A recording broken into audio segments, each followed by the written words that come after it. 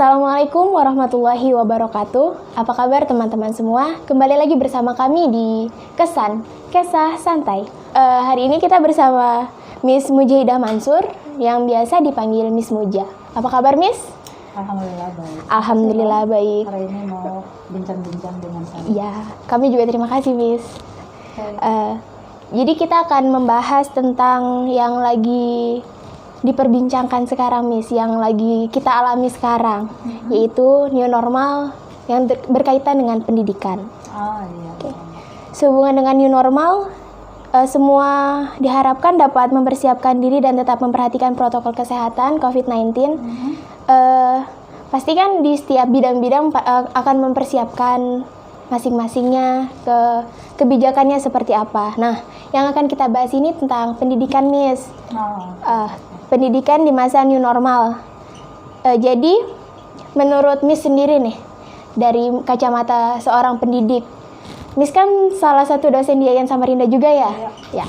Nah, jadi seperti itu Miss, new normal di sudut pandang pendidikan itu seperti apa? Gitu, baik.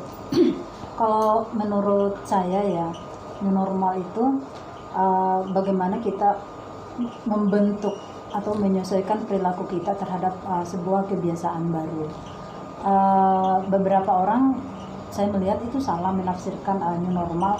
New normal itu tidak dipahami bahwa kita sudah bebas, kemudian perilaku kita sama seperti kemarin. New normal itu kita hanya membutuhkan adaptasi yang baru. Nah, memang itu tidak mudah ya untuk menyesuaikan, membuat perilaku yang baru.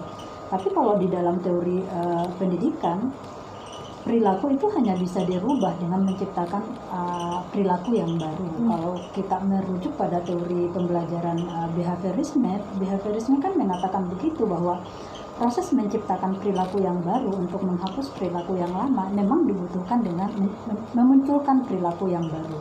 Nah, dalam new normal ini ya kita hanya membutuhkan perilaku apa yang kemarin yang kita lakukan itu kita ganti dengan perilaku yang baru. Nah, kan seperti itu. Perilaku yang baru itu misalnya seperti apa? Kalau dalam konteks pendidikan, saya misalnya pergi ke kantor ya, yang dulunya pergi ke kantor nggak pernah pakai masker, ya saya harus pakai masker. Yang dulunya kalau di kantor itu sudah ketemu teman-teman, hai apa kabar, terus langsung pelukan, cipika-cipiki, ya saya harus menghindari itu. Cuman dada-dada doang tanpa cipika-cipiki, menggunakan isyarat. Iya, pakai bahasa isyarat, hai, kan misalnya gitu. Itu menurut saya adalah new normal. Awalnya mungkin kita tidak terbiasa, tetapi mau tidak mau itu kita harus biasakan, kan seperti itu.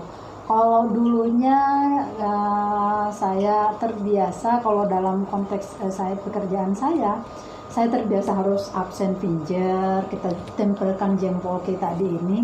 Ya sekarang enggak, saya harus menciptakan perilaku baru. Oh iya, kita ke kampus tuh absen online. Dengan radius 50 meter, ceritanya begitu. Nah, itu adalah perilaku yang baru. Karena suasananya masih dalam suasana pandemi, ya protokol kesehatan itu tetap harus dijalankan. Menyesuaikan perilaku kita. Jadi new normal itu bukan berarti betul-betul sudah normal kita kembali ke perilaku yang lama ya, enggak seperti itu. Tetapi bagaimana kita berperilaku dengan perilaku yang berbeda, menyesuaikan dengan kondisi sekarang. Perilaku itu nanti Miss lebih yang kan kalau baru tuh belum tentu baik nih. Nah itu kalau misalnya kita bisa membedakannya atau kita bisa menjalankan yang baru dan baik itu seperti apa Miss? Nah, memang biasanya begini, ketika kita menciptakan, membuat sebuah perubahan, itu kan tidak serta-merta ya, tidak serta-merta ini, butuh proses. Dalam teori perilaku itu selalu membutuhkan pengulangan, sehingga bisa menjadi sebuah kebiasaan. Kan seperti itu. Semua perilaku yang itu bukan kebiasaan kita, awalnya kita akan selalu menganggap itu tidak baik. Tetapi begitu kita menjalaninya, itu akan menjadi sesuatu yang baik. Kadang-kadang sesuatu yang baru itu kita sering melihatnya berbeda, itu tidak baik, tapi pada dasarnya ketika kita menjalaninya, mencoba memikirkannya secara rasional, itu sebenarnya baik buat kita juga. Baik buat kita, baik bukan hanya baik buat kita, tetapi baik untuk semua orang. Seperti itu kalau menurut saya. Kan nih kita sekarang belajarnya di rumah nih, Miss. Nah, betul. tuh ada nggak sih perbedaannya new normal dengan pas pandemi? Nah, tapi kan ya di new normal ini kita masih tetap di rumah aja gitu. Tetap di rumah aja. Nah, supaya lebih aktif nih, Miss, gimana? Betul. Nah, ada nggak perbedaannya? Secara ini mungkin tidak ada ya, karena tetap di rumah. Tetapi itu bisa dilakukan. Kalau pengalaman saya, begitu kita pandemi kemarin, pure aku tuh di sini. Saya di sini, betul-betul di sini beraktivitas dengan anak. Tetapi begitu kemarin sudah agak mulai bagus, saya itu mencoba. Ini ada beberapa tetangga yang kemudian anaknya itu seusia lah dengan anak saya. Itu sudah bisa panggil ke sini, kita belajar bersama. Memang sekolah mereka berbeda. Saya hanya akan melihat kira-kira materi apa yang dipelajari, karena mereka anak-anak SD, sementara anak saya itu madrasah ibtidaiyah. Ada kok yang sama ketika kita misalnya masuk, ambil aja buku-buku. Nah, bahasa Indonesia mereka sama, PKN mereka sama. Mulai diinikan, tetapi tetap menjaga jarak. Interaksinya dikurangi. Mereka sudah mulai dada-dada pada saat pemerintah itu mengatakan oke, sudah mulai dilonggarkan, mereka sudah mulai ini. Ada proses ini yang sudah berbeda. Saya itu merasakan bagaimana pandemi kemarin itu betul-betul kayaknya sendiri ya. Tapi begitu sudah masuk pembelajaran yang ini, itu sudah mulai. Kalau tetangga gini, Bu Muja, yang ini tuh seperti apa ya? Gini-gini kan biasanya gitu ya, ibu-ibu itu ketika ada soal-soalnya yang nggak ditahu, kan mulai itu sudah bisa teriak, Bu, gini-gini ya, atau aku lewat itu sudah bisa mampir berhenti, membantu, misalnya kayak gitu. Tetapi jarak itu tetap ada. Terus tuh di rumah kan pasti peran orang tua sangat penting, Miss. Nah, betul. Itu bagaimana tuh anak-anak supaya nerima? Kan kalau misalnya di sekolah itu gurunya yang menjelaskan. Itu kemudian tantangan yang paling berat selama masa ini ya, karena di fase inilah kemudian orang tua itu betul-betul dituntut perannya seperti apa. Multitaskingnya orang tua itu terlihat sekali di sini. Kita tidak hanya, kalau saya mungkin satu ya, tapi saya mencoba melihat perspektif orang lain yang anaknya 4, anaknya 3. Misalnya teman saya, dia mengeluh, aku nih kerjaan saya menjadi guru SMA, menjadi guru SMP, menjadi guru SD, sekaligus saya dosen, Muja, sekaligus saya dosen. Semuanya dirangkap. Semua saya rangkap, dan saya harus bisa semua itu. Nah, peran orang tua di sini itu kemudian sangat penting. Bagaimana kemudian kita mendampingi anak-anak selama proses pembelajaran. Tetapi pendampingan itu menurut saya bukan berarti bahwa orang tua kemudian ngeplak dalam artian ngasih tahu jawabannya. Peran-peran itu bisa sebenarnya agar tidak misalnya membosankan ya, karena hal yang paling ini adalah bagaimana kemudian proses pembelajaran itu tetap enak, kemudian anak juga santai, kan seperti itu. Bisa sebenarnya kalau di dalam proses pembelajaran, biasanya kalau di sekolah itu ada proses belajar berbasis masalah. Sebenarnya di rumah proses belajar berbasis masalah itu juga bisa dilakukan. Misalnya kayak gini ya, di kamar tuh banyak sekali tumpukan, itu saya nggak buang, tumpukan makalah mahasiswa. Nah, hal yang paling sering saya lakukan, begitu misalnya, karena anak saya sukanya main-main air, main kertas itu kan sering misalnya direndam supaya dia lembek. Saya bisa itu, misalnya ketika dia PKN ya, matematika nih, saya buatkan dia, hari ini kita buat apa ya, itu bisa saya masukkan, saya bermain dengan anak saya, tetapi saya mengaitkan dengan permainan matematikanya. Misalnya dia membuat apa, Pawas mau buat apa sih? Saya nggak tahu, dalam tempo 2-3 bulan ini mangkok saya itu, ada mangkok saya warna orange itu sudah berapa yang pecah. Kayaknya sisa 7 ya sekarang. Yang awalnya itu Satu lusin. Karena kita sering pakai bermain, terus nanti itu dia pecah. Kami sering bereksperimen. Jadi itu membuat dia belajar, tapi dia nggak kayak ngerasa belajar. Karena saya menginikan membuat gambar, dia sedang membuat gambar apa? Kalau gambar itu ditambahin dengan gambar ini kira-kira berapa jumlahnya? Oh iya itu 7. Oh masa sih 7? Nah, saya menginikan gitu. Begitu dia misalnya menggambar sesuatu, saya tidak hanya menghubungkan dengan pelajaran matematikanya, tapi saya bisa menghubungkan dengan yang lain. Misalnya ya, begitu selesai main-main kertas autan itu udah selesai, saya akan minta, ayo kita sama-sama membersihkan ini.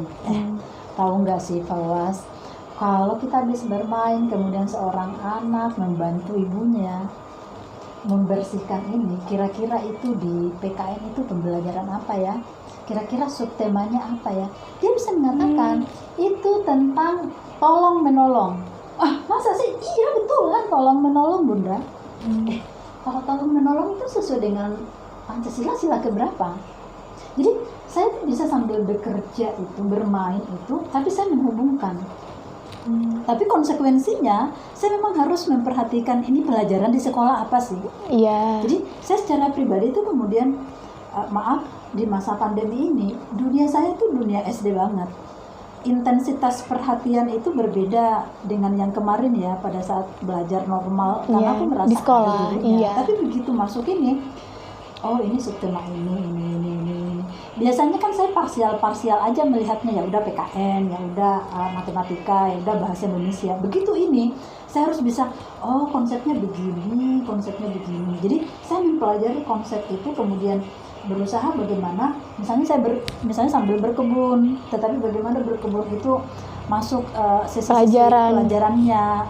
Buahnya ini loh, ini berbuah. Tahu nggak sih bahwa situ misalnya pisang, kok bisa nggak? Kalau satu tandan pisang itu ada satu sisir. Kalau misalnya satu sisir itu masing-masing 12 biji, terus dalam satu tandan itu ada 7 sisir, kira-kira berapa jumlahnya? Itu dia bisa, iya ya berapa ya? Dia bisa sambil gitu.